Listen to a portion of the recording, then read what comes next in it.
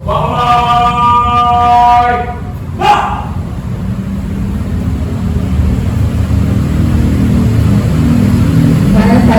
Day. I believe in the Almighty God, the architect of the universe and the creator of the firefighters. I will faithfully love and obey him, ask for his enlightening guidance in the performance of our sworn duties and responsibilities, and to set good example. I believe that respect for authority is a duty. I will defend the Constitution, respect the laws of the land, obey the rules and regulations, follow legal orders and peaceful. I commit myself to love, respect, and serve without reservation. I believe in the sanctity of marriage and wholesome family life. I shall lead a simple and modest life. I believe in the wisdom of honesty, trustworthiness, and truthfulness at all times. My prime duty is to protect and save lives, properties, and conserve the environment. So help me God. BFP Vision, a modern and trusted fire emergency service building safe and resilient communities. BFP Mission, we protect life, property, and the environment through an integrated system of prevention, response, and investigation, strengthening public safety and community resilience.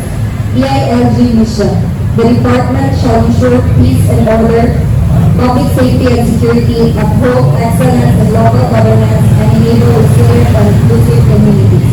DILG Vision, a highly trusted department and partner in nurturing local governments and sustaining peaceful, safe, progressive, resilient, and inclusive communities towards a comfortable and secure life for Filipinos by 2040.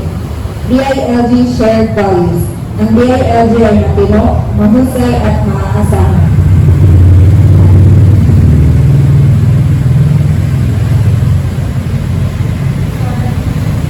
For further announcements, may we call on our Regional Chief of Staff, Fire Senior Superintendent, Gregorio D. Albambo, sir.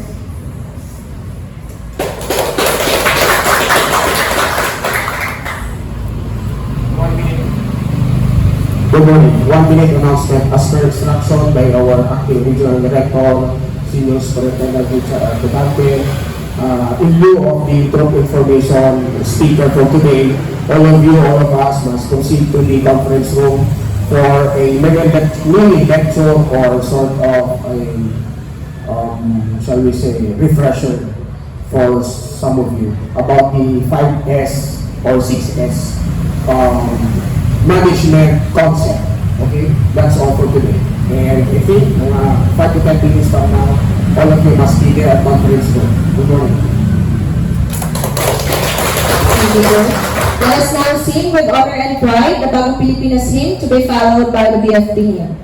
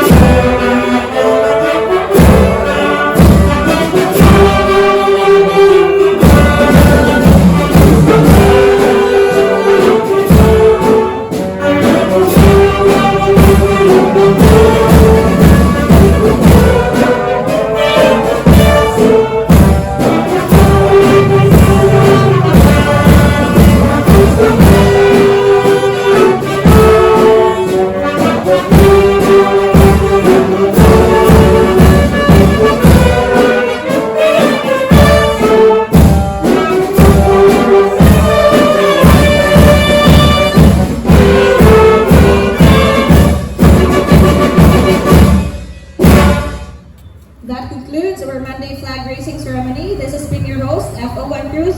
Thank you and let's have a safe and productive week ahead.